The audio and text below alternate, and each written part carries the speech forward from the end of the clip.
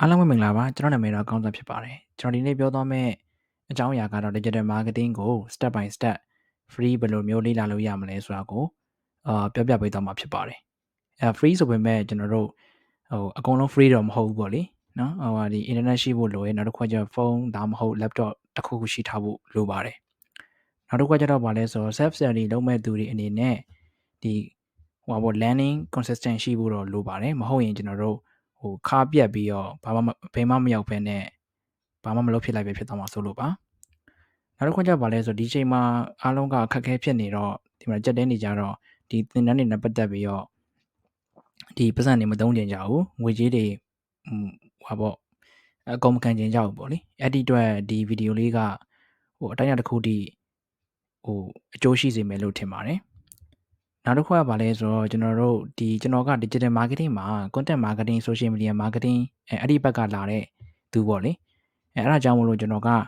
အဲ့ဒီဘက်ကနေပြီးတော့သွားလို့ရမယ့်ဒီလမ်းကြောင်းတစ်ခုကိုပြောပြပေးမှာဖြစ်ပါတယ်ကျွန်တော် free သင်တန်းတွေဖြစ်တဲ့အတွက်ပြည့်စုံမှာတော့မဟုတ်ဘူး digital marketing တစ်ခုလုံးကိုဒီcover ဖြစ်သွားအောင်ပြည့်စုံသွားတဲ့ဒီ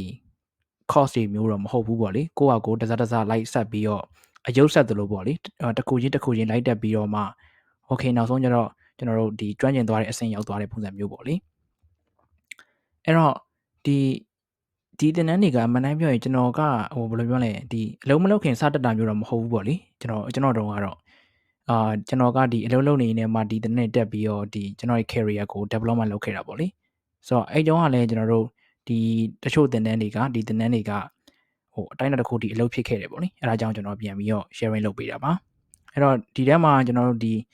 digital marketing ကိုလုပ်နေတဲ့သူဖြစ်ဖြစ်ဒါမှမလုပ်ရသေးဘူးကျွန်တော်နောက်တစ်ချိန်မှာလုပ်ဖို့ရှိရင်ပဲဖြစ်ဖြစ်ဒီဒါမှမဟုတ်ဒီကိုပိုင်စီးပွားရေးလုပ်ဖို့ပဲဖြစ်ဖြစ်ပေါ့လေဆိုတော့ဒီသင်တန်းတွေကကျွန်တော်တို့အတိုင်းအတာတစ်ခုတည်းထိရောက်မှသိကြပါတယ်အဲ့တော့ digital marketing လို့သင်တော့မယ်ဆိုရင်ကျွန်တော်က marketing management ကိုအရင်ဆုံးသင်ဖို့အကြံပြုချင်ပါတယ်ဆိုတော့ marketing management ကိုသင်ဖို့ဆိုရင်ကျွန်တော်က course 3ခုကိုညွှန်းပေးပါမယ်အဲ့ဒါကဘာလဲဆိုတော့ edX ကသင်ပေးတဲ့ဒီ marketing management သင်တန်းတစ်ခုပေါ့လေဒီဟာပါသူက IMMBX ကသင်ပေးတာဖြစ်ပါတယ်တော်တော်လေးအဆင်ပြေပါတယ်ဒီသင်တန်းကကျွန်တော်တို့ဒီ certificate မယူဆိုရင်ကျွန်တော် edX က course တွေက free လေ့လာလို့ရပါတယ် certificate မယူဆိုရင်ပေါ့လေ okay ဒီသင်တန်းလေးပြီးသွားပြီဆိုရင်တော့ကျွန်တော်တို့ကဒီ Coursera ကသင်ပေးတဲ့ဒီ marketing အတန်းနှစ်ခုကိုတက်ဖို့အကြံပေးချင်ပါတယ်အဲ့ဒါကဘာလဲဆိုတော့ developing a marketing mix for growth နဲ့နောက်တစ်ခုကဘာလဲဆိုတော့ developing and winning marketing strategy ပေါ့လေဆိုတော့ဒီသင်တန်းနှစ်ခုကိုတက်ဖို့ကျွန်တော်ကအကြံပြုချင်ပါတယ်တကယ်လို့ဒီသင်တန်းသုံးခုပြီးသွားပြီဆိုရင်တော့ကျွန်တော် marketing management ကိုကျွန်တော်နည်းနည်းပါးပါးသိသွားပြီလို့အခြေခံတွေရသွားပြီလို့သတ်မှတ်လို့ရတယ်ဆိုတော့အဲ့ဒါပြီးသွားရင်တော့ကျွန်တော်တို့က digital marketing အကြောင်းကိုစပြီးတော့လေ့လာလို့ရပါပြီအဲ့တော့ digital marketing အကြောင်းစပြီးတော့လေ့လာရမယ်ဆိုရင်ကျွန်တော်တို့ဒီ hashtag ကိုလည်းလေ့လာလို့ရတယ်လို့ဒီ Google ကထုတ်ပေးတဲ့ Fundamentals of Digital Marketing course ကိုလည်းလေ့လာလို့ရပါတယ်အဲ့တော့ hashtag မှာဆိုရင်ဘာရှိမလဲဆိုရင်ကျွန်တော် hashtag academy ပေါ့လေဆိုတော့အဲ့ဒါ Google မှာရှာကြည့်လို့ရတယ်ဒီ digital marketing course ဒါဆိုရင် certificate ရတယ်သူက free certificate ပေးတာပါဘာမှပတ်စံပေးစရာမလိုပါဘူးဒါလေ့လာလို့ရတယ်ပြီးရင် digital advertising ဒီမှာအများကြီးပဲ course တွေပေါ့လေ social media marketing ရှိမယ်ပြီးရင်ဘာရှိမလဲ contextual ရှိမယ်ဒီ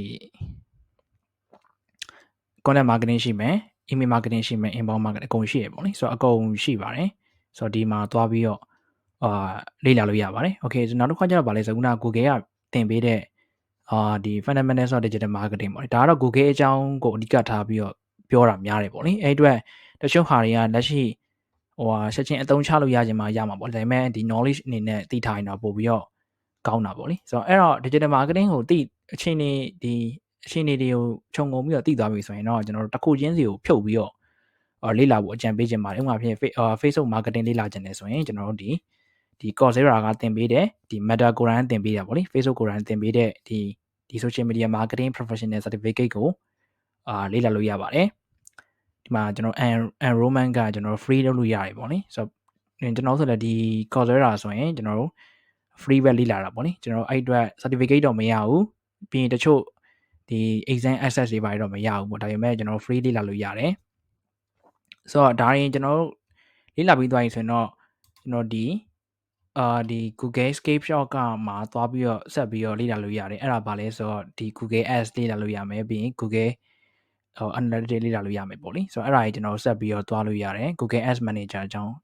လေ့လာလို့ရမယ်ပေါ့လေဆိုတော့ okay ဆိုတော့ကို digital marketing ကိုပေါ့အခြေခံတွေရသွားပြီဆိုရင်တော့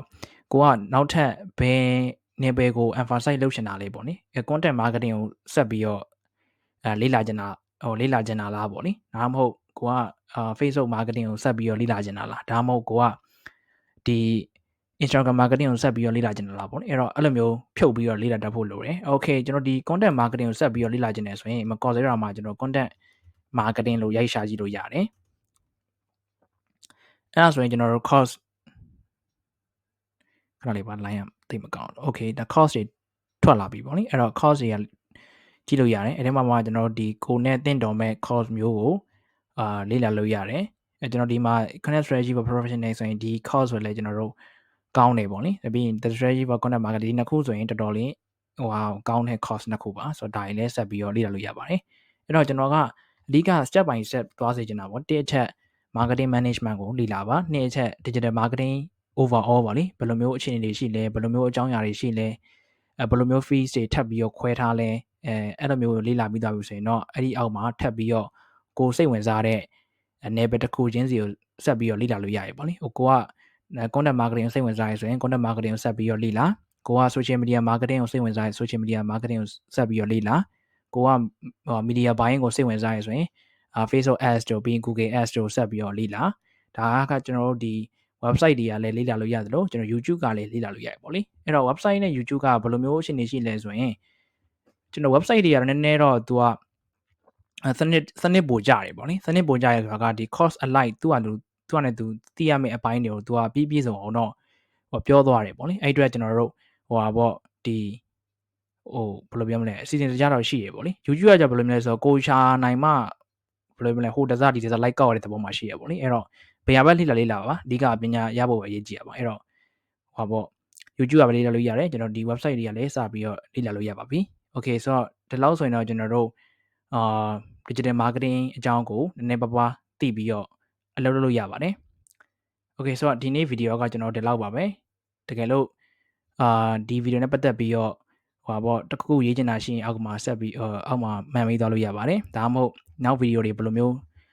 ဘယ်လိုအကြောင်းအရာတွေလုပ်ပေးခြင်းနဲ့ပြောစီခြင်းနဲ့ဆိုရင်ကျွန်တော်တစ်ချက်လောက် comment လေးပေးခဲ့ပေးပါအားလုံးကျေးဇူးတင်ပါတယ်